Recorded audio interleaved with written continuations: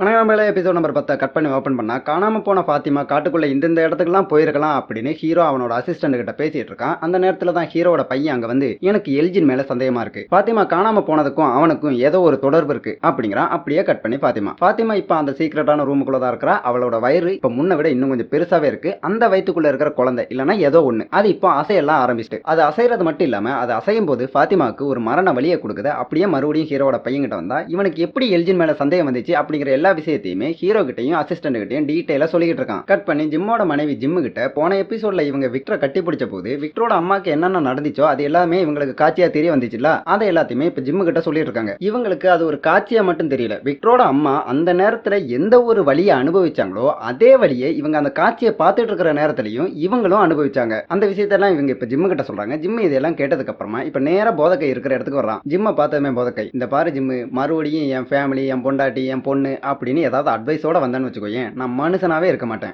ஏற்கனவே இங்க என்ன நடந்துட்டு இருக்குன்னு தெரியாம எனக்கு பைத்தியம் பிடிச்சிருக்கு, அது கூடவே உன் புலம்பல கேட்கறதுக்குலாம் எனக்கு நேரம் இல்ல அப்படிங்கிறான். இதை கேட்டதுமே ஜிம்மு, இல்ல நான் இப்ப அதுக்காக வரல, நீ சொன்னதான் சரி, நான் என் ஃபேமிலியை பாதுகாக்கிறதா நினைச்சுக்கிட்டு அதுக்குன்னு முட்டாத்தனமா என்னெல்லாமோ பண்ணிக்கிட்டு இருந்தேன், அது சரியான வழி கிடையாது, உன்னோட வழிதான் சரி, உன்னாலதான் என் ஃபேமிலியை பத்திரமா பாதுகாக்க முடியும், தயவு செஞ்சு அவங்கள பத்திரமா பாத்துக்கோ அப்படிங்கிறான். கட் பண்ணி ஹீரோ சாரா கிட்ட இப்ப எல்ஜின் தான் ஃபாத்திமாவை கடத்திட்டு போயிருக்கான் இல்லனா எங்கேயோ தூக்கிட்டு போயிருக்கான் அப்படின்னு இவங்களுக்கு ஒரு சந்தேகம் இருக்குல்ல, அந்த சந்தேகத்தை எல்லாம் முதல்ல சொல்றான். அதை சொன்னதுக்கு அப்புறமா, இந்த பாரு சாரா, இந்த ஊர்ல இருக்கிற ஏதோ ஒண்ணு உன்கிட்ட பேசிட்டு இருக்கு, அதே போலதான் இப்ப எல்ஜின் கிட்டையும் பேசிட்டு இருக்கு. உன்கிட்ட பேசிட்டு இருக்கிறது இல்லனா அந்த ஊர்ல இருக்கிறது நல்லது இல்லன்னு உனக்கு நல்லா தெரியும், ஆனா அந்த பெலுக்கு அது தெரிய மாட்டேங்குது. அவன் அந்த பேசிட்டு இருக்கிறது நல்லது அப்படின்னு சொல்லி அதை முழுசா நம்பி அது என்னென்ன சொல்லுதோ அது எல்லாத்தையுமே பண்ணிட்டு இருக்கான். சோ நீ தான் அவனுக்கு இது நல்லது கிடையாது, உன்கிட்ட பேசிட்டு இருக்கிறது நல்லது கிடையாது, அது ஒரு கெட்டது அப்படிங்கறத எடுத்து சொல்லணும், இதை உன்னை விட வேற யாராலையுமே பண்ண முடியாது அப்படின்னு பேசிக்கிட்டு சாராவையும் கூப்பிட்டு இப்ப காலனி வீட்டுக்கு வரான். அங்க டோனா இருக்காங்க. டோனா கிட்டையும் இப்ப இவங்களுக்கு எல்ஜின் மேல இருக்கிற சந்தேகத்தை சொல்றாங்க. கட் பண்ணி ஜிம்மோட மனைவி போதக்கை கிட்ட நடந்த எல்லா விஷயத்தையுமே சொல்றாங்க. அவன் இதெல்லாம் கேட்டதுக்கு அப்புறமா தெர்மோடைனமிக்ஸோட ஃபர்ஸ்ட் லா என்ன சொல்லுதுன்னா, ஒரு எனர்ஜியை நம்மளால உருவாக்கவோ அழிக்கவோ முடியாது, எனர்ஜியை நம்ம ஒரு ரூபத்துல இருந்து இன்னொரு ரூபமா சேஞ்ச் பண்ணிக்க தான் முடியும். இப்ப இந்த தியரியை வச்சு பார்க்கும்போது நம்மளுடைய நினைவுகள், நம்மளுடைய ஞாபகங்கள், நம்மளுடைய ஆன்மா இதெல்லாம் ஒரு எனர்ஜி. அந்த எனர்ஜி இப்ப இந்த ஊருக்குள்ள அழியாம இருக்கு. அந்த எனர்ஜி தான் நேத்து நீ பார்த்ததுக்கும்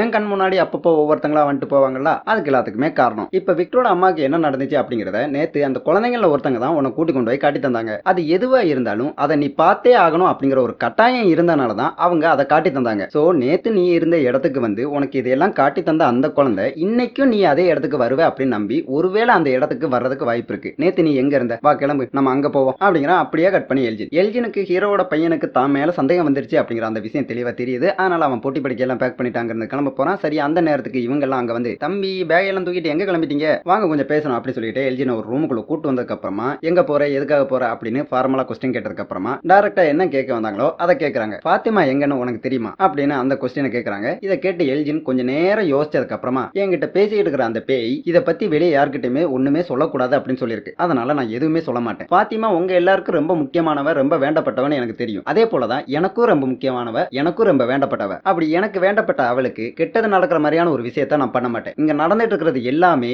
நல்லதுக்கு தான். என்கிட்ட பேசிட்டு இருக்க ஒரு பேய், சொல்ல போனா அது ஒரு பேய் கிடையாது, அது ஒரு ஏஞ்சல். அந்த ஏஞ்சல் நம்ம எல்லாரையுமே காப்பாத்த தான் ட்ரை பண்ணிட்டு இருக்கு. நீங்க இதை நம்பி கொஞ்சம் பொறுமையா இருங்க, எல்லா பிரச்சனைகளும் ஒரு முடிவுக்கு வந்துடும் அப்படிங்கிறான். இவன் இப்ப ரொம்ப ஆத்மார்த்தமா அந்த பேய் சொல்றது எல்லாத்தையுமே நம்ப ஆரம்பிச்சிட்டான் அப்படிங்கிறது சாராக்கு புரியுது. இதை புரிஞ்சுக்கிட்டதுமே சாரா அவ வந்த வேலையை ஆரம்பிக்கிறா. இந்த பாரு எல்ஜின், நீ இந்த ஊருக்கு வந்த முத நாளே நான் என் அண்ணனை கொண்ட அந்த விஷயத்தை உன்கிட்ட சொல்லியிருப்பேன், அது உனக்கு ஞாபகம் இருக்கா இல்லையான்னு எனக்கு தெரியாது, ஆனா நான் அப்படி ஒரு கொலையை பண்றதுக்கு காரணமா இருந்தது என்ன தெரியுமா, இப்ப நீ ஏஞ்சல்னு சொல்லிட்டு இருக்கே, அந்த மாதிரி ஏதோ ஒரு ஏஞ்சல் தான் காரணம். இந்த ஊரை பொறுத்த வரைக்கும் இந்த ஊர்ல நல்லதுன்னு ஒண்ணு கிடையவே கிடையாது. இந்த ஊர்ல கெட்டது, ரொம்ப கெட்டது, ரொம்ப ரொம்ப கெட்டது அப்படின்னு கெட்டதுங்க மட்டும்தான் இருக்கு. அதனால நீ அதுங்க சொல்றது எதையுமே நம்பாத, அது எதுவுமே நல்லதுக்கு கிடையாது. அப்படி அதுங்க சொல்றது எதுவுமே நல்லது கிடையாது அப்படிங்கிறதுக்கு உனக்கு மிகச்சிறந்த எடுத்துக்காட்டு நான் தான் அப்படின்னு இவனுக்கு புரியுற மாதிரி கிளிப்பிள்ளைக்கு சொல்ற மாதிரி எடுத்து சொல்றாங்க. ஆனா இந்த பையன் அதை கேட்டும் நம்பாம, இல்ல உனக்கு நடந்த மாதிரி எல்லாம் கிடையாது, இது நல்லதுக்காகத்தான் நடந்துட்டு இருக்கு, இங்க யாருமே சாகல, ஆனா உன்னோட விஷயத்துல அப்படி கிடையாது, உன்னோட விஷயத்துல நிறைய பேர் செத்துருக்காங்க, ஃபாத்திமா வயித்துல இருக்கிற அந்த குழந்தை பிறந்து வந்துருச்சுன்னா நம்ம எல்லாராலையுமே ரியல் உலகத்துக்கு போயிடலாம், இது எல்லாமே நல்லதுக்கு தான் நடந்துருக்கு அப்படின்னு சொன்னதையே திரும்ப திரும்ப சொல்லிட்டு இருக்கான். இதை கேட்டு இருக்கிற ஹீரோட பையனுக்கு கோவம் வருது. அடிங்கொப்பமா உன்ட்ட எவ்வளவு நேரமாடா நல்ல புள்ளத்தை நம்ம விசாரிச்சுட்டு இருக்கிறது, நீ இப்படிலாம் கேட்டா பதில் சொல்ல மாட்டேன் அப்படின்னு அவன் அடிக்க போறான். அந்த நேரத்துல ஹீரோ இவங்க எல்லாருமே வெளியே கூட்டு வந்துட்டு, இப்படிலாம் நம்ம வயலன்ஸை கையில எடுத்தோம், அவன்கிட்ட இருந்து எந்த ஒரு ஆன்சரையுமே வாங்க முடியாது, நமக்கு தெரிஞ்சுக்க வேண்டியதை அவங்ககிட்ட கொஞ்சம் நல்ல விதமா நடந்தா மட்டும்தான் நம்மளால தெரிஞ்சுக்க முடியும், அதனால நீ கொஞ்சம் பொறுமையாயிரு அப்படின்னு ஹீரோட பையனை அமைதிப்படுத்துறதுக்காக ட்ரை பண்ணிருக்கான். அந்த நேரத்துல தான் சாரா, நீங்க என்னதான் நல்ல விதமா அமைதியா அவன்கிட்ட கொஸ்டின் பண்ணாலும் அவன் ஆன்சர் பண்ண மாட்டான், இந்த இடம் நம்ம கண்ட்ரோல நம்ம கிட்ட இருந்து எடுத்துக்கிட்டு அதோட கண்ட்ரோலுக்கு கொண்டு வந்ததுக்கு அப்புறமா எப்படி இருக்கும் அப்படிங்கிறது எனக்கு நல்லாவே தெரியும், அதை வச்சு நான் சொல்றேன், நீங்க நீங்க என்னதான் நல்ல விதமா கொஸ்டின் கேட்டாலும் அவன் நீங்க தெரிஞ்சுக்க வேண்டிய ஆன்சரை சொல்ல போறதே இல்ல அப்படிங்கிற. இதை கேட்டதுமே இவ்வளவு நேரமும் வயலன்ஸ் எல்லாம் வேண்டாம், அமைதியா கொஸ்டின் பண்ணுவோம் அப்படின்னு சொல்லிக்கிட்டு இருந்த ஹீரோவே ஆமா டூல்ஸ் எல்லாம் எங்க இருக்கு அப்படிங்கிறான். கட் பண்ணி விக்டர் இப்ப ஒரு இடத்துல தனியா உட்கார்ந்து இருக்கான். அந்த இடத்துக்கு இவனோட அப்பா வராரு. வந்து இவர் விக்டர் கிட்ட உன்னோட இந்த நிலைமையை பார்த்து எனக்கு ரொம்பவுமே கஷ்டமா இருக்கு, உனக்கு என்னால எந்த உதவியுமே பண்ண முடியல அப்படிங்கறத நினைக்கும் போது எனக்கு இன்னும் வருத்தமா இருக்கு. இந்த இடம், இங்க நடக்கிற இந்த விஷயங்கள், இது எல்லாமே என் கற்பனைக்கு கூட எட்டாத விஷயமா இருக்கு அப்படின்னு பேச்சு கொடுக்கறதுக்காக ட்ரை பண்றாரு. அந்த நேரத்துல தான் விக்டர் இவர்கிட்ட நான் உங்களுக்கு ஒன்னு காட்டி தரணும்னு நினைக்கிறேன், அதை பார்த்ததுக்கு அப்புறமா உங்களுக்கு என் மேல கோபம் வரலாம், வெறுப்பு வரலாம், ஆனா எல்லாத்துக்கும் ஒரு முடிவு கிடைச்சிரும், நம்ம ஒரு இடம் வரைக்கும் போவோமா அப்படிங்கிறான். கட் பண்ணி ஹீரோ இப்ப டூல்ஸ் எடுக்கிறதுக்காக ஒரு ஷெட்டுக்கு வந்திருக்கான். அந்த டூல்ஸ் எல்லாம் எடுத்துட்டு இருக்கிற நேரத்துல தான் அந்த ஃபாதர் இப்ப இங்க வராரு. ஃபாதர் ஹீரோ கிட்ட அந்த பையனை கொடுமைப்படுத்தி அவங்ககிட்ட இருக்கிற உண்மை எல்லாத்தையுமே வாங்கிடலாம் அப்படிங்கிற அந்த விஷயத்துல உறுதியா தான் இருக்கியா? இல்லப்பா எனக்கு ஒண்ணு புரியல, இப்போ உனக்கு ஞாபகம் இல்லைன்னு நினைக்கிறேன், உனக்கு ஞாபகப்படுத்துற மாதிரி ஒரு விஷயத்த சொல்றேன். கொஞ்சம் மாசங்களுக்கு முன்னாடி ஒருத்தன் பாருக்குள்ளேயே குடிச்சிட்டு படுத்திருந்தான். அதனால அவன் வீட்டுக்குள்ள பேய் புகுந்து அவனோட மனைவியும் குழந்தையும் கொன்றுச்சு. நீ உடனே என்ன பண்ண? அவனை பிடிச்சி ஒரு பொட்டிக்குள்ள அடைச்ச. பேய் எல்லாம் வந்து அவனை கொன்றுச்சு. அது அவனுக்கு கிடைக்க வேண்டிய நியாயமான தண்டனை. நீயும் ஒரு தலைவனா இருந்த நேரம் அது, நான் பக்காவான ஒரு தலைவனை பார்த்த நேரம் அது. இப்ப ரீசெண்டா கூட அந்த போலீஸ்காரமா தெரியாதனமா ஒரு பொண்ணை கொண்டுட்டாங்க. அந்த நேரத்துல கூட நீ ஒரு தலைவனை போல அவங்க கிட்ட இருந்து கண்ணை எல்லாம் புடுங்கி வச்சு பக்காவா தான் நடந்துகிட்டு இருந்த. ஆனா அதே விஷயம் உன் குடும்பத்துல இருக்கிற ஒருத்தங்க பண்ணதும், அதாவது பாத்திமா அந்த பாட்டிமாவை கொன்னதும் நீ என்ன பண்ண? அவ தான் இதை பண்ணான்னு யாருக்கிட்டையுமே சொல்லாம, அவளை யார் கண்ணிலையுமே படாம இன்னொரு இடத்துல பாதுகாப்பா கொண்டு போய் வச்சு அவளை காப்பாற்ற முயற்சி பண்ண. அதாவது உனக்கு வந்தா ரத்தம், மத்தவங்களுக்கு வந்தா தக்காளி சட்னியா? எப்ப நீ உன் குடும்பத்துல இருக்கிற ஒருத்தங்களால இன்னொருத்தங்களுக்கு ஆபத்து வந்ததுக்கு அப்புறமாவும் அவங்களை காப்பாத்துறதுக்காக நீ முயற்சி பண்ணியோ அப்பவே நீ தலைவங்கிற அந்தஸ்தை இழந்துட்ட. இப்ப கூட பாரு, ஒரு கொலை பண்ண பொண்ணை இன்னொருத்தன் கடத்திட்டு போயிருக்கான். அவனால இந்த நிமிஷம் வரைக்கும் அந்த பொண்ணுக்கு எதுவுமே ஆகல. இருந்தாலும் அந்த பையனை கொடுமைப்படுத்துறதுக்காக நீ டூல்ஸ் எடுத்துட்டு இருக்க. இதெல்லாம் ஒரு தலைவனுக்கான சரியான வழிமுறையா? நீ இப்போ ரொம்பவுமே மாறிட்ட, முன்ன மாதிரி கிடையாது, ரொம்பவுமே மாறிட்ட. இப்போ உன்னோட கண்ட்ரோலை உன்கிட்ட இருந்து கொஞ்சம் கொஞ்சமா இந்த ஊர் எடுத்துட்டு இருக்கு. நீ இப்ப அந்த பையனை கொடுமைப்படுத்த ஆரம்பிச்சிட்டனா முழுசுமா உன் கண்ட்ரோல் இந்த ஊருக்கிட்ட போயிடும். அதனால நீ இதை பண்ணாத, அந்த பையனை கொடுமைப்படுத்தாத, உன்னோட கண்ட்ரோலை இழந்துராத அப்படிங்கிறாரு. இதெல்லாம் கேட்டு ஹீரோ என்ன பண்றேன்னு தெரியாம யோசிச்சுட்டு இருக்கான். கட் பண்ணி போதக்கை, ஜிம்மோட மனைவி, இவங்க 3 பேருமே இப்ப விக்டரோட அந்த ட்ரக் பக்கத்துல வந்துட்டாங்க. அங்க வந்த நேரத்துல இவனும் அந்த குழந்தைகளை பார்த்திருக்கான்ல, அந்த குழந்தைங்களாம் வட்டமா படுத்திருந்து மேல பார்த்து அங்குவி கத்திட்டு இருக்கிற நேரத்துல இவன் அதை பார்த்திருப்பான்ல, அந்த விஷயத்தை இவங்க கிட்ட சொல்றான். கூடவே அந்த லோகோ விஷயத்தையும் சொல்றான். அந்த குழந்தைங்க மேல பார்த்துட்டு இருக்கிற நேரத்துல இவனும் மேல பார்த்திருப்பான், மேல அந்த லோகோ தெரிஞ்சிருக்கும். அந்த விஷயத்தையும் சொல்றான். இவனுக்கு இப்ப வரைக்கும் அந்த லோகோனா என்ன, அதுக்கு மீனிங் என்ன அப்படிங்கிறது தெரியாது. அந்த லோகோக்கான மீனிங்க, அந்த சிம்பிளுக்கான மீனிங்க இவன் தெரிஞ்சுக்கிறதுக்கு ரொம்பவுமே கஷ்டப்பட்டு இருந்திருப்பான். இப்ப இந்த இடத்துல வச்சு அந்த சிம்பிளுக்கான அந்த லோகோக்கான மீனிங்க ஜிம்மோட மனைவி இவங்கிட்ட சொல்றாங்க. அதாவது நம்மளை யாராவது காப்பாத்துவாங்க இல்லைன்னா காப்பாத்த வருவாங்க அப்படிங்கிற அந்த குழந்தைகளோட நம்பிக்கை ஒரு டெலிபோர்ட் மரமாச்சு, அந்த மரத்தோட வேர்கள் ஒரு லோகோவாச்சு அப்படிங்கிற அந்த விஷயத்தை ஜிம்மோட மனைவி இப்ப போதகைட்ட சொல்றாங்க. போதகை இதெல்லாம் கேட்டதுக்கு அப்புறம் அப்போ இது இவ்வளவு சிம்பிளான விஷயம் தானா?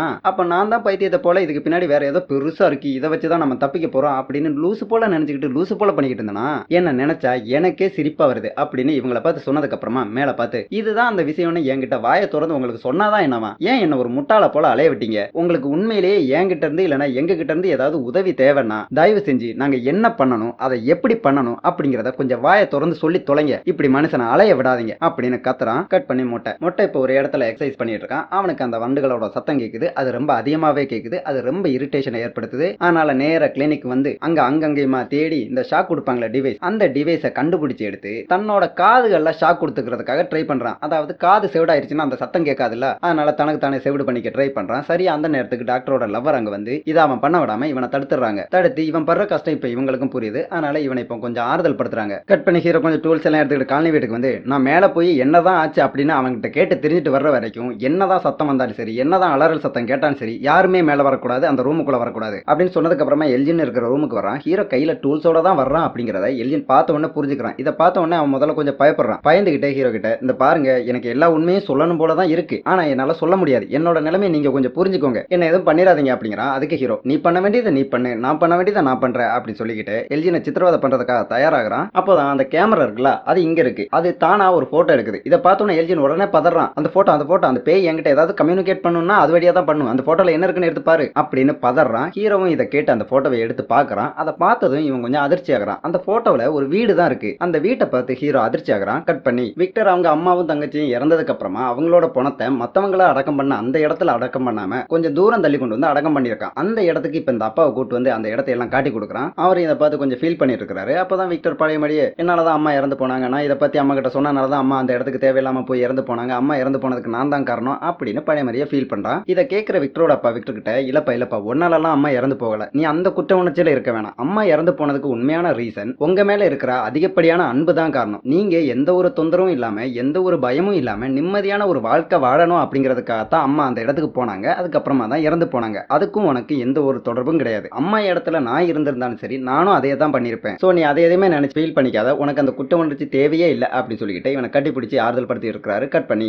போதகை இங்க இருக்கிற மத்தவங்க கிட்ட அந்த மரத்தை உருவாக்குனது அந்த குழந்தைங்கன்னா அந்த தொங்க விட்டு இருக்கிற பாட்டிலுக்குள்ள இருக்கிற நம்பர்ஸ் இதையும் அந்த குழந்தைய தானே உருவாக்கி இருக்கணும். அதுவும் முக்கியமானதா தானே இருக்கணும் அப்படின்னு ஒரு கொஸ்டின் கேட்கறான். அதுக்கு ஜிம் எப்படி அதை அந்த குழந்தைய தான் உருவாக்கி இருக்குன்னு சொல்ல முடியும்? இந்த ஊர்ல நமக்கு முன்னாடி எத்தனையோ பேர் வந்துட்டு போயிருக்கலாம். ஏன் அவங்க யாராவது இதை உருவாக்கி இருக்க கூடாது அப்படிங்கிறா. அதுக்கு போதகை சரி விடு, அதை வேற யாரோ தான் உருவாக்கி இருக்காங்க அப்படின்னே வச்சுக்குவோம். ஆனா அதுக்கு ஒரு தேவை இருக்கு. தேவையில்லாம அதை உருவாக்கி இருக்க மாட்டாங்கல்ல. அது என்னதான் சொல்ல வருதுன்னு ஒண்ணுமே புரிய மாட்டேங்குது. அந்த பாட்டிலுக்குள்ள இருக்கிற நம்பர்ஸோட மீனிங் தெரிஞ்சாலாவது நம்ம அதை வச்சாவது ஏதாவது பண்ணலாம். நானும் எனக்கு தெரிஞ்சு எந்தெந்த வழியிலையோ அந்த நம்பர்ஸோட மீனிங்கை கண்டுபிடிக்கிறதுக்காக முயற்சி பண்ணி பார்த்துட்டேன். ஆனா எப்படி போனாலுமே எனக்கு அந்த நம்பர்ஸோட மீனிங்கை கண்டுபிடிக்கவே முடிய மாட்டேங்குது. ஒரு செட்டு நம்பர்ல 4 டிஜிட் இருக்கு. அப்படி மொத்தமா 12 செட்டு நம்பர் இருக்கு. இந்த 12 செட்டு நம்பரும் எதை மீன் பண்ணுதுன்னு ஒரு இலவமே புரிய மாட்டேங்குது அப்படிங்கிறான். அந்த நேரத்துல தான் ஜிம்மு சரி நீ எல்லாத்தையுமே ட்ரை பண்ணியே மியூசிக்கை ட்ரை பண்ணி பாத்தியா? மியூசிக்ல ஒரு ஸ்கேல்ல 12 நோட் இருக்கும். ஏன் இந்த நம்பர்ஸ் மியூசிக்கை குறிப்பிடக்கூடாது? என் அம்மா ஒரு பியானோ டீச்சர். அவங்க தான் என்கிட்ட மியூசிக் வந்து ஒரு யூனிவர்சல் லாங்குவேஜ்னு சொல்லியிருக்காங்க. அப்படி பார்க்கும்போது உங்களுக்கு கிடைச்ச இந்த நம்பர்ஸ் ஒரு மியூசிக் நோட்டா இருக்கணும். அந்த மியூசிக் வழியா நம்ம கிட்ட எதையாவது கன்வே பண்றதுக்கு யாராவது ட்ரை பண்ணிருக்கலாம்ல அப்படிங்கிறான். இதை கேட்டதுமே போதகை அடடே இவ்வளவு நாளும் நம்ம இதை ட்ரை பண்ணாம போயிட்டோமே. டே ஜிம்மு நீ ஒரு மூலக்காரன்டா, நீ ஒரு ஜீனியஸ்டா அப்படின்னு சொன்னதுக்கு அப்புறமா இவங்களையும் கூப்பிட்டு அங்க இருந்து பார பார்த்து கிளம்ப ஆரம்பிக்கிறாங்க. அப்படியே கட் பண்ணி ஹீரோ எல்ஜினை குடும்பப்படுத்துறதுக்காக அவன் உட்கார்ந்து இருக்கிற சேரோட வச்சு அவனை கட்டிக்கிட்டு இருக்கான். அந்த நேரத்திலேயே எல்ஜி அடங்காம அந்த போட்டோல என்ன இருந்துச்சு அப்படின்னு திரும்ப திரும்ப கேட்டுட்டு இருக்கான். இதை கேட்கிற ஹீரோ அந்த போட்டோல என்ன இருந்துச்சுன்னு உனக்கு இப்ப தெரிஞ்சே ஆகணுமா? நானும் என் ஒய்ஃபும் வேலையில இருந்து ரிட்டையர் ஆனதுக்கு அப்புறமா எங்களுடைய மிச்ச வாழ்க்கையை சந்தோஷமா என்ஜாய் பண்றதுக்காக ஒரு வீட்டை ஒண்ணு வாங்கணும். நாங்க அந்த வீட்டுக்கு போற நேரத்துல தான் வழியில வச்சு அந்த மரத்தை பார்த்தோம். நாசமா போன இந்த ஊருக்கு வந்து சேர்ந்தோம். என்ன ஒண்ணு நாங்க வாங்கும்போது அந்த இடத்துல ஒரு போட் ஒண்ணு இருந்துச்சு. இந்த போட்டோல அந்த போட் மட்டும் மிஸ் ஆகுது அப்படிங்கிறாங்க. இதை கேட்டதுமே எல்ஜின் உங்க வீட்டை அந்த பேய் உங்களுக்கு காட்டி தந்திருக்கு. இதுல இருந்து என்ன தெரியுது? நம்ம எல்லாருமே நம்மளோட வீட்டுக்கு போக போறோம். இங்க நடந்துட்டு இருக்கிறது எல்லாமே நல்லதுக்குன்னு அந்த பேய் சொல்லிட்டு இருக்கு. நீங்க ஏன் அதை நம்ப மாட்டேங்கிறீங்க அப்படின்னு இவன் சொன்னதையே திரும்ப திரும்ப சொல்ல ஆரம்பிக்கிறான். இவனை இப்படியே விட்டா வடிக்கு வர மாட்டான் அப்படின்னு புரிஞ்சுக்கிட்ட ஹீரோ தோ பாரு உன்னை கொடுமைப்படுத்துறது என் நோக்கம் கிடையாது. நீ என் குடும்பத்தை சேர்ந்த ஒருத்தங்களை தான் தூக்கிட்டு போயிருக்க. அவ எங்களுக்கு ரொம்ப முக்கியம். அதனால உன்கிட்ட நல்ல முறையோட கடைசியா ஒரு முறை கேட்கிறேன் எங்க அவ அப்படிங்கிறான். இதை கேட்ட எல்ஜின் கொஞ்சம் பயப்படுறான். இருந்தாலும் சொன்னதையே தான் திரும்ப திரும்ப சொல்லிட்டு இருக்கான். இது எல்லாமே நல்லதுக்கு அப்படின்னு சொன்னதையே தான் திரும்ப திரும்ப சொல்லிட்டு இருக்கான். அதனால ஹீரோ எல்ஜினோட ஒரு கையை வலுக்கட்டாயமா பிடிச்சி அந்த டேபிள் மேல வச்சு கையில இருக்கிற சுத்தியலால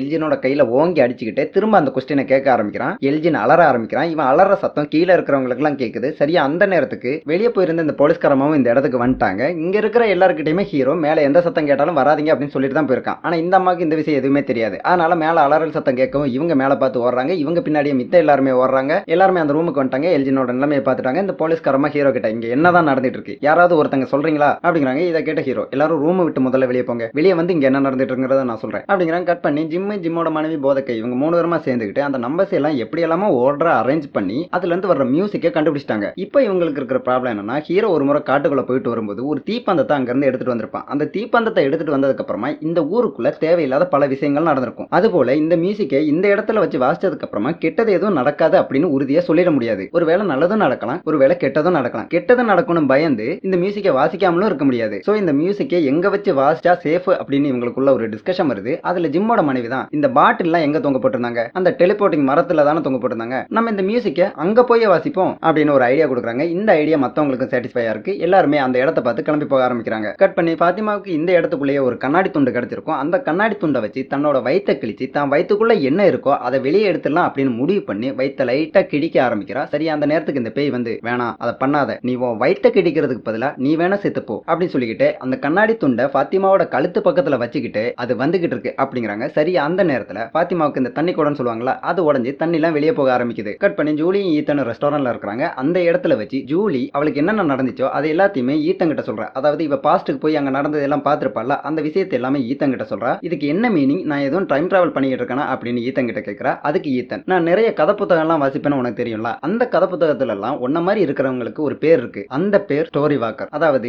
ஏற்கனவே நடந்து முடிஞ்ச ஒரு கதையில என்னென்ன நடந்திருக்கு அப்படிங்கறத உன்னால போய் பார்த்துட்டு வர முடியும். உனக்கு புரியுற மாதிரி இன்னும் தெளிவா கிளியரா சொல்ல போனா கிட்டத்தட்ட டைம் டிராவல் மாதிரி தான். உன்னால பாஸ்ட்டுக்கும் போய் ஃபியூச்சருக்கும் போய் என்னென்ன நடந்திருக்கு அப்படிங்கறத பார்த்துட்டு வர முடியும். ஆனா பார்த்துட்டு மட்டும்தான் வர முடியும், நீ எந்த சேஞ்சுமே பண்ண முடியாது. அதாவது ஒரு எக்ஸாம்பிளுக்கு சொல்ல போனா இப்ப அசிஸ்டண்டோட அம்மா இறந்து போயிட்டாங்க, நீ பாஸ்ட்டுக்கு போய் அந்த அம்மா இறக்காம தடுக்க முடியுமான்னு கேட்டா முடியாது. ஏன்னா அது ஏற்கனவே நடந்து முடிஞ்ச ஒரு விஷயம் தான். நடந்து முடிஞ்ச ஒரு விஷயத்தை உன்னால சேஞ்ச் பண்ண முடியாது. இந்த கதைங்கிறது ஏற்கனவே எழுதி முடிச்சாச்சு. அந்த கதையில என்ன எழுதிருக்காங்கன்னு உன்னால பார்க்க பார்க்க மட்டும்தான் முடியும், அதுல எந்த ஒரு மாற்றமும் உன்னால கொண்டு வர முடியாது அப்படிங்கிற. இதை கேட்டு ஜூலியும் அதிர்ச்சி ஆகிறா. கட் பண்ணி ஹீரோ இந்த போலீஸ்கார அம்மா கிட்ட என்னென்ன நடந்துச்சு அப்படிங்கிற எல்லா விஷயத்தையும் சொல்லிட்டான். இந்த போலீஸ்காரமும் அவனை இப்படி குடும்பப்படுத்தினா அவன் எல்லாம் உண்மையை சொல்லிடுவான்னு நீங்க நினைக்கிறீங்களா அப்படின்னு இவங்க எல்லாருமா சுத்தி நின்று பேசிட்டு இருக்காங்க. இது எல்லாத்தையுமே நம்ம சாரா தனியா ஒரு இடத்துல நின்று கேட்டுட்டு இருக்கா. இதை கேட்டுட்டு இருக்கிறவ, நீங்க இப்படியே டிஸ்கஷன் பண்ணிக்கிட்டு இருந்தா டிஸ்கஷன் மட்டும் தான் பண்ணிக்கிட்டு இருக்கணும், உங்களால ஒரு ஆணியும் பிடுங்க முடியாது, இந்த ஆணியை நான் பிடுங்கிக்கிறேன் அப்படின்னு மனசுக்குள்ள நினைச்சவ நேரா எல்ஜினோட ரூமுக்கு வரா. எல்ஜின், உன்னை முதல்ல சர்ச்சில் வச்சு பார்த்த போது எனக்கு என்னையவே பார்த்த மாதிரி இருந்துச்சு. ஏன்னா நீ யாருக்கும் எந்த ஒரு துரோகமும் நினைக்காதவன், நானும் உன்ன மாதிரி தான் யாருக்கும் எந்த ஒரு கெட்டதும் நினைக்காம இருந்தவன். ஆனா இந்த இடம் இருக்கு பாரு, இந்த இடம் உன்னை மாதிரியோ என்னைய மாதிரியோ இருக்கிற ஆட்களை மட்டும் சூஸ் பண்ணி அதுக்கு தகுந்த மாதிரி நம்மளை தயார்படுத்தி நம்மளை கெட்டவங்களா மாத்தி விட்டுருது. நீ இப்ப எல்லாரையும் காப்பாத்திட்டு இருக்க, உன்னாலதான் எல்லாரும் தப்பிக்க போறாங்க அப்படிலாம் நினைச்சுக்கிட்டு இருக்க. ஆனா அது எதுவுமே உண்மை கிடையாது. உன்னாலதான் எல்லாருமே சாக போறாங்க.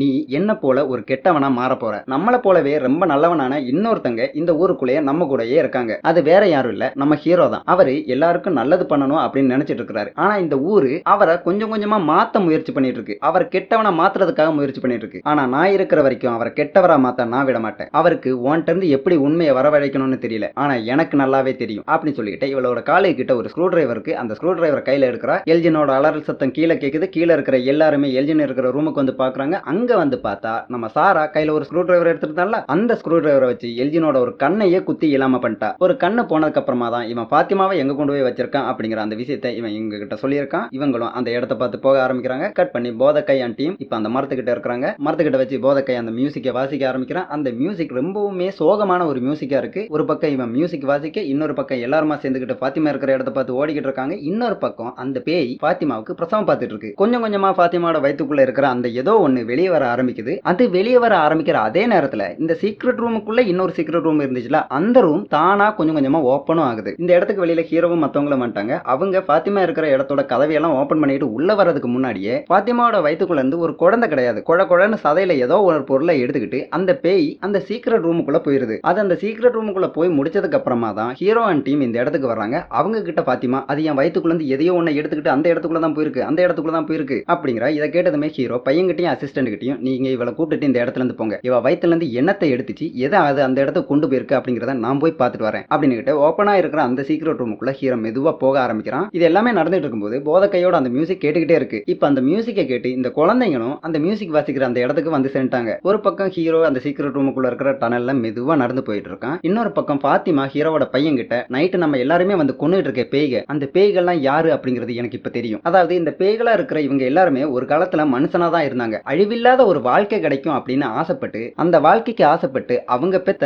அவங்களோட சொந்த குழந்தைகளையே இவங்க நரபலி கொடுத்தாங்க. அதுக்கப்புறமா தான் இவங்க பேய்களா மாறி இருக்காங்க. இந்த பேய்களுக்கு அழிவே கிடையாது அப்படின்னு பாத்திமா இந்த பக்கம் சொல்லியிருக்க. இன்னொரு பக்கம் அந்த பேய் கையில எடுத்துட்டு வந்துச்சுல சதை, அதை கொண்டு வந்து ஒரு இடத்துல வைக்குது. அந்த இடத்துல இந்த ஊருக்குள்ள வந்துட்டு இருக்கிற மித்த பேய்களும் அப்படியே சுத்தி நிக்கிறாங்க. இப்ப இந்த கொண்டு வந்து வச்ச சதை கொஞ்சம் கொஞ்சமா பெருசாகுது. ஒரு முழு மனிதன் ஒரு கர்ப்பப்பைக்குள்ள இருந்தா எந்த அளவுக்கு பெருசா இருக்குமோ அந்த அளவுக்கு பெருசாகுது. இது எல்லாத்தையுமே ஹீரோ ஒரு மறைவான இடத்துல நின்று பார்த்துட்டு இருக்கான். அந்த பக்கம் பெருசாகிட்டு இருந்தா அந்த மனிதன் இல்லனா அது முழுசா வளர்ந்ததுக்கு அப்புறமா அந்த சதை பிண்டத்தை கிடிச்சுக்கிட்டு அப்படியே வெளியே வர்றான். வெளியே வந்ததுக்கு அப்புறமா தான் அது யாருன்னு தெரியுது. அது வேற யாருமே இல்ல. செகண்ட் சீசன்ல ஹீரோ ஏன் ரத்தம் தான் இனி ஓ ரத்தம் அப்படின்னு சொல்லி ஒரு இளிச்சவாயம் பேய கொண்டிருப்பான்ல, அந்த இளிச்சவாயம் பேய் தான் பாத்திமாவோட வயிற்றுக்குள்ள இருந்து வெளியே வந்திருக்கான். பிறந்த அடுத்த செகண்ட் இந்த பைய அந்த ரத்தக்கரையோட அப்படியே சிரிச்சுக்கிட்டே அப்படியே எல்லாரும் சுத்தி பார்ப்பான். செம்ம ஹொரரா இருக்கும். இதை ஒரு ஓரமா நின்று பார்த்துட்டு இருக்கிற ஹீரோ ஆடி போறான். கட் பண்ணி மியூசிக் வாசிக்கிற இடம் அந்த இடத்துக்கு இந்த குழந்தைங்க எல்லாம் வந்துட்டாங்க. அந்த குழந்தைங்கள ஒரு குழந்தை நம்ம ஜிம்மோட மனைவி முன்னாடி வந்து முட்டி போட்டு உட்கார்ந்ததுக்கு அப்புறமா அங்கூயி அப்படிங்கிற அந்த வார்த்தையை சொல்லுது. இந்த முறை அந்த வார்த்தைக்கான அர்த்தம் இவங்களுக்கு தெரியுது. அங்கூயி அப்படிங்கிற அந்த வார்த்தைக்கான அர்த்தம் ஞாபகப்படுத்தி பாருங்க. அந்த குழந்தை இப்படி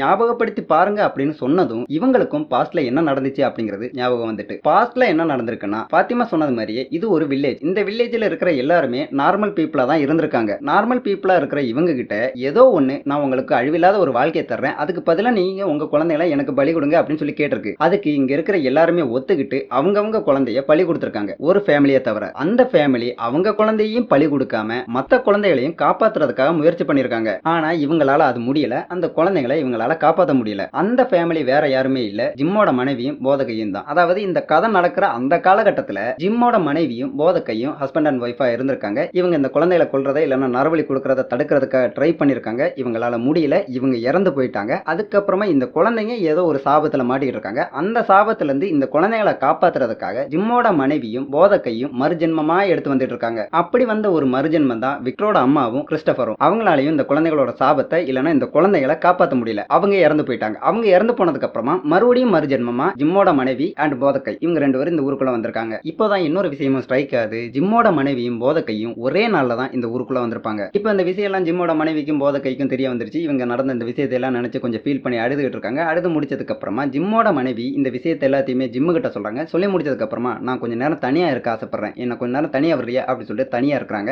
ஜிம்மு இவங்களை தனியா விட்டுட்டு இவங்க இந்த ஊருக்குள்ள வரும்போது என்னென்ன பேசிக்கிட்டு வந்தாங்களோ அதை எல்லாத்தையுமே ஞாபகப்படுத்தி பார்த்துக்கிட்டு இவங்களோட ஆர்வி ஒரு இடத்துல கவுந்திருக்குமே அந்த இடத்துக்கு வந்து சேர்றான். அந்த இடத்துக்கு வந்து நின்று இதெல்லாம் நினைச்சு ஃபீல் பண்ணிட்டு இருக்கிற நேரத்துல தான் அப்பா அப்பா நீங்க அங்க இருக்கீங்களா, அங்க இருக்காதீங்க, அந்த இடத்த விட்டு கிளம்புங்க அப்படின்னு கத்திக்கிட்டே ஜூலி ஜிம்மு பக்கமா வந்து மறுபடியும் கத்துறா. அப்பா அப்பா இங்க இருக்காதீங்க, இந்த இடம் ரொம்ப ஆபத்து, இந்த இடத்துல இருந்து இப்பவே டவுனை பார்த்து போங்க அப்படின்னு கத்துறா. ஆனா ஜிம்மு இது எதையுமே கேட்கற மாதிரியே இல்ல. சரி அந்த நேரத்துக்கு மஞ்ச கோட்டு போட்ட ஒரு புது கேரக்டர் இந்த இடத்துக்கு வர்றான். அந்த கேரக்டர் ஜிம்மு கிட்ட செம்ம பாட்டுல அந்த போதக்கை அந்த மியூசிக்கை இவ்வளவு அழகா வாசிப்பான்னு நானே எக்ஸ்பெக்ட் பண்ணலப்பா, ஆனா இது எதுவுமே தேவையில்லாததுப்பா, நீங்க ஏன் இதெல்லாம் பண்றீங்க, நீங்க ஏன் இதெல்லாம் தெரிஞ்சுக்கிறீங்க, ஒவ்வொரு இன்ஃபர்மேஷனுக்கும் ஒவ்வொரு விலை இருக்கு, அந்த விலையை நீ கொடுக்க கூடாது அப்படிங்கிறதுக்காக தான் நான் ஒரு முறை உனக்கு ஒரு வார்னிங் கொடுத்தேன். இந்த இன்ஃபர்மேஷன்லாம் நீங்க தெரிஞ்சுக்க கூடாது அப்படிங்கிறதுக்காக உன் மனைவி அந்த குழியை நோண்டாம இருக்க சொல்லு அப்படின்னு நான் உனக்கு ஒரு வார்னிங் கொடுத்தேன். நீ கேட்கல. இப்ப அந்த இன்ஃபர்மேஷன்லாம் நீ தெரிஞ்சுக்கிட்ட, அதுக்கான வேல்யூவை அதுக்கான விலையை நீ கொடுத்தே தான் ஆகணும் அப்படின்னு சொல்லிக்கிட்டு ஜிம்மை ஒத்த கையால தூக்கி அந்த ஆர்வியோட சேர்த்து வச்சதுக்கு அப்புறமா வெறும் கையாலேயே ஜிம்மோட கழுத்தை அப்படியே பிச்சு எறிகிறான் இந்த ஆளு. ஜிம்மோட கழுத்துல இருந்து ரத்தம் அப்படியே கொட்டுது. இதை பார்த்து ஜூலி கதறா. இந்த ஆளு சிரிக்கிறான். அப்படியே கட் பண்ணி எபிசோட் நம்பர் 10 சீசன் 3 மொத்தமா முடியுது. இதுக்கு முன்னாடி சீசன் 2 ரிலீஸ் ஆன டைம்ல சீசன் 3க்கு நம்ம ஒரு வருஷம் வெயிட் பண்ணணும் அப்படின்னு சொல்லியிருந்தேன். ஆனா சீசன் 4க்கு நம்ம வெயிட் பண்ண போறது ஒரு வருஷம் கிடையாது, 2 வருஷம். சீசன் 4 2026ல தான் ரிலீஸ் ஆக போகுது. அது ரிலீஸ் ஆகிற டைம்ல நானும் இந்த சேனலும் இங்கேயே இருந்தா சீசன் 4ஐயும் நம்ம பார்ப்போம். முடிவா இந்த 3 சீசன்ல இருந்து இவங்க என்னதான் சொல்ல வர்றாங்கன்னா, முன்னொரு காலத்துல ஒரு சூப்பர் பவர், ஒரு பேட் சூப்பர் பவர், ஒரு டீமன் வச்சுப்போமே, அந்த டீமன் ஒரு வில்லேஜ்ல இருக்கிற மக்களை சூஸ் பண்ணி அந்த மக்கள் கிட்ட நான் உங்களுக்கு அழிவில்லாத ஒரு வாழ்க்கையை தரேன், அதுக்கு பதிலா நீங்க உங்க குழந்தைகளை எனக்கு பலி கொடுங்க அப்படின்னு சொல்லி கேட்டிருக்கு. அந்த வில்லேஜ்ல இருக்கிற எல்லாருமே அதுக்கு ஒத்துக்கிட்டு அவங்க குழந்தைய பலி கொடுத்திருக்காங்க. அதுல ஒரு ஃபேமிலி மட்டும் அவங்க குழந்தைய பலி கொடுக்கல. அந்த ஃபேமிலி அவங்க குழந்தையும் பலி கொடுக்காம மத்தவங்க பலி கொடுக்க நினைச்ச அந்த குழந்தைகளை மத்த குழந்தைகளையும் காப்பாத்துறதுக்கு ட்ரை பண்ணிருக்காங்க. அப்படி அவங்க காப்பாத்த ட்ரை பண்ணும்போது அவங்களால மத்த குழந்தைகளையும் காப்பாற்ற முடியல, அவங்களோட குழந்தையும் காப்பாற்ற முடியல, இவங்களோட குழந்தை உட்பட மத்த எல்லா குழந்தைகளுமே இறந்து போயிட்டாங்க. அந்த குழந்தைகளோட பேரண்ட்ஸ், அதாவது ஒரு ஃபேமிலியை தவிர, அந்த பலி கொடுக்க ஒத்துக்காத ஒரு ஃபேமிலியை தவிர மத்த எல்லா பேரண்ட்ஸுக்குமே அழிவில்லாத ஒரு வாழ்க்கை கிடைச்சிருச்சு. அந்த குழந்தைங்க எல்லாம் நரபலியினால இறந்துட்டாங்க. இறந்துமே அவங்களோட ஆன்மா இந்த வில்லேஜை விட்டு போகல. ஏதோ ஒரு சாபத்தினால இந்த வில்லேஜுக்குள்ளேயே கட்டுப்பட்டு இருக்கு. அப்படி சாபத்தினால கட்டுப்பட்டு இந்த வில்லேஜுக்குள்ளேயே மாட்டிக்கிட்டு இருக்கிற அந்த குழந்தைகள் இந்த சாபத்துல இருந்தாவது நம்மளை யாராவது காப்பாற்ற மாட்டாங்களா அப்படின்னு ஒரு நம்பிக்கையோட இருக்காங்க. அந்த நம்பிக்கை ஒரு வேரா மாறுது, வேர் மரமா மாறுது. இந்த குழந்தைகளை நரபலி கொடுக்கறதுல இருந்து ஒரு புருஷனும் பொண்டாட்டியும் அந்த குழந்தைகளை காப்பாற்ற முயற்சி பண்ணாங்களா, அப்போ அவங்க அந்த விஷயத்துல தோத்து போயிட்டாங்க. இவங்க அப்போ அந்த விஷயத்துல தோத்து போயிருந்தாலும் விதியோ இல்லைன்னா ஏதோ ஒரு சூப்பர் பவரோ இவங்களை மறுஜென்ம எடுக்க வச்சு நீங்க அந்த விஷயத்துல தான் தோத்து போயிட்டீங்க, அட்லீஸ்ட் இந்த சாபத்துல இருந்தாவது இந்த குழந்தைகளை காப்பாற்ற முயற்சி பண்ணுங்க அப்படின்னு மறுபடியும் இந்த ஊருக்கு கொண்டு வருது. அப்படி இதுக்கு முன்னாடி இந்த ஊருக்கு வந்தவங்க, இல்லனா நமக்கு தெரிஞ்ச வரைக்கும் இதுக்கு முன்னாடி இந்த ஊருக்கு வந்தவங்க கிறிஸ்டபரும் விக்டரோட அம்மாவும், அவங்க இந்த ஊருக்குள்ள வந்த டைம்ல அவங்களால இந்த சாபத்தை முறியடிக்க முடியல, இல்லனா அந்த குழந்தைகளை காப்பாற்ற முடியல. அவங்க 2 பேருமே இறந்து போயிறாங்க. அவங்க 2 பேரும் இறந்து போனதுக்கு அப்புறமா மறுபடியும் இவங்க 2 பேரும் மறுஜென்மம் எடுக்கிறாங்க. மறுபடியும் இந்த ஊருக்குள்ள வராங்க. அப்படி வந்தவங்க தான் ஜிம்மோட மனைவியும் போதக்கையும். இந்த முறை மறுஜென்மம் எடுத்து வந்தவங்க இந்த முறையாவது அந்த குழந்தைகளை காப்பாத்துவாங்களா இல்லையா அப்படிங்கறத பொறுத்து தான் பார்க்கணும். ஃபைனல் எபிசோட்ல போதக்கை ஒரு மியூசிக்கை வாசிச்சிருப்பான்ல, அந்த மியூசிக் அந்த டீமன் இந்த ஊருக்குள்ள வர்றதுக்கு முன்னாடியே அந்த குழந்தைகளை காப்பாற்ற ட்ரை பண்ணாங்கல்ல, அவங்க இங்க இருக்கிற குழந்தைகளுக்கு இல்லனா அவங்களோட குழந்தைக்காக வாசிச்ச ஒரு மியூசிக்கா கூட இருக்கலாம். மறுஜென்மம் எடுத்து வர்றவங்க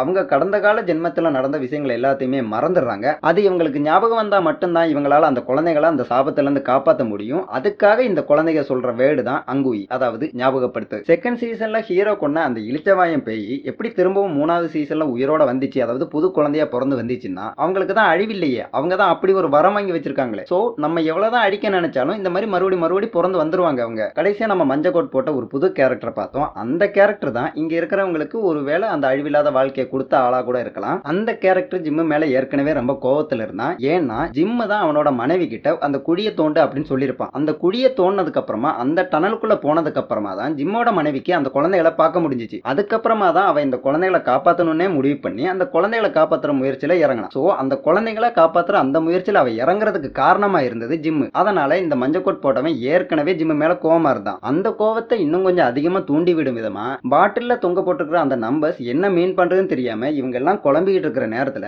ஜிம்மு தான் அது ஒரு மியூசிக்கா இருக்குமோ அப்படின்னு அந்த ஐடியாவையும் கொடுத்திருக்கான். இவங்களும் அதுக்கப்புறமா தான் அந்த மியூசிக்கை கண்டுபிடிக்கிறாங்க, அந்த மியூசிக்கை வாசிக்கிறாங்க, அதை அதை வாசிச்சதுக்கு அப்புறமா என்ன நடந்துச்சு அப்படிங்கிற அந்த பழைய ஜென்ம ஞாபகங்கள்லாம் இவங்களுக்கு திரும்ப வந்திருக்கு. சோ ஜிம்மோட மனைவியும் போதக்கையும் அந்த குழந்தைகளை காப்பாத்துறதுக்காக தேர்ந்தெடுக்கப்பட்டவங்க அப்படின்னே வச்சுக்குவோம். ஆனா அவங்களுக்கு ஒரு வழிகாட்டி மாதிரி, சரியான பாதையில நீங்க இப்படிதான் போகணும்னு அவங்களுக்கு ஒரு வழிகாட்டி மாதிரி இருக்கிறது ஜிம்மு தான். அதனாலதான் மஞ்ச கோட் போட்டவன் ஜிம்ம கொண்டு இருக்கான். அப்புறமா ஜிம்மு சாக போறான் அப்படிங்கிறது ஜூலிக்கு ஏற்கனவே தெரியும். ஏன்னா ஈத்தன் சொன்னது மாதிரி ஜூலி ஒரு ஸ்டோரி வாக்கர். ஒரு கதையில என்ன நடந்திருக்கு அப்படிங்கறத ஜூலியால போய் பார்த்துட்டு வர முடியும். அந்த மாதிரி பார்த்துட்டு வர்றா. அப்படி பார்த்துட்டு வரையில தான் ஜிம்மு இறந்து போற விஷயம் இவளுக்கு தெரியுது. அதை தடுக்கிறதுக்காக தான் இந்த இடத்துக்கு வந்து அப்ப நீ இங்க இருக்காத, இங்க இருந்து எப்படியாவது டவுனுக்கு போயிரு, இங்க இருந்தா உனக்கு ஆபத்து அப்படிலாம் சொல்லி பாக்குறா. ஆனா ஜிம்மு கேட்காம அங்கேயே இருந்து செத்துருமா. அப்புறமா கடைசியா ஜிம்ம சேவ் பண்ண வந்த இந்த ஜூலி இந்த டைம் லைனை சேர்ந்தவளே கிடையாது. ஏன்னா கொஞ்சம் முன்னாடி ரெஸ்டாரண்ட்ல உட்காந்து ஈத்தன் கூட பேசிக்கிட்டே சாப்பிட்டு இருக்கும்போது அவ போட்டிருந்த ட்ரெஸ் வேற, இப்ப அவ போட்டிருக்கிற ட்ரெஸ் வேற. ரெஸ்டாரண்ட்ல இருக்கும்போது இவளோட முகத்துல எந்த ஒரு ரத்தக்கரையும் இல்ல. ஆனா கடைசியா ஜிம்ம சேவ் பண்ண பார்க்கும்போது இவளோட முகத்துல ரத்தக்கரை இருக்கு. அந்த ரத்தக்கரை எல்லாம் எங்க இருந்து வந்துச்சுன்னே தெரியல. அதெல்லாம் தெரியணும்னா 4th சீசன் வந்தாதான் முடியும். இப்போதைக்கு மொத்தமா 3 சீசன்லயும் நிறைய கேள்விகள் இருந்துச்சு. அதுல பெரும்பாலான கேள்விகளுக்கு இவங்க பதில் சொல்லிட்டாங்க. அது எல்லாத்தையுமே நான் உங்ககிட்ட சொல்லிட்டேன். இன்னும் ஆன்சர் தெரியாத ஏதாவது கேள்விகள் இருந்தா அதை கமெண்ட்ல கேளுங்க. எனக்கு ஆன்சர் தெரிஞ்சிருந்துச்சுன்னா நான் உங்களுக்கு அதை அங்க ரிப்ளை பண்றேன். சீசன் 3 முடியும் போது ஏற்கனவே கேட்ட பல கேள்விகளுக்கு ஆன்சர் பண்ணிட்டு புதுசா ஒரு சில கேள்விகளை தந்துட்டு தான் போயிருக்காங்க. அது எல்லாமே சீசன் 4 வந்தாதான் தெரியும். அதுக்கு நான் ஏற்கனவே சொன்னது போல 2 வருஷம் வெயிட் பண்ணணும். 2026ல தான் சீசன் 4 வரும். வரும்போது நாம அதையும் பார்ப்போம். சோ அவ்வளவுதான், முடிச்சுக்கோ. நீங்க நம்ம சேனலுக்கு புதுசா இருந்தா மறக்காம சப்ஸ்கிரைப் பண்ணி ஆல்ல போட்டு வச்சுக்கோங்க. அப்பதான் நான் போற ஒவ்வொரு வீடியோ நீங்க மிஸ் பண்ணாம பார்க்க முடியும். வீடியோ பத்தி பிடிச்சிருந்துச்சுன்னா வீடியோக்கு லைக் பண்ணுங்க, கமெண்ட் பண்ணுங்க, ஷேர் பண்ணுங்க. மறுபடியும் அடுத்து ஒரு புது சீரிஸோட இல்லனா மூவிஸோட வந்து நான் உங்களை மீண்டும் சந்திக்கிறேன். அது வரைக்கும் நன்றி, வணக்கம்.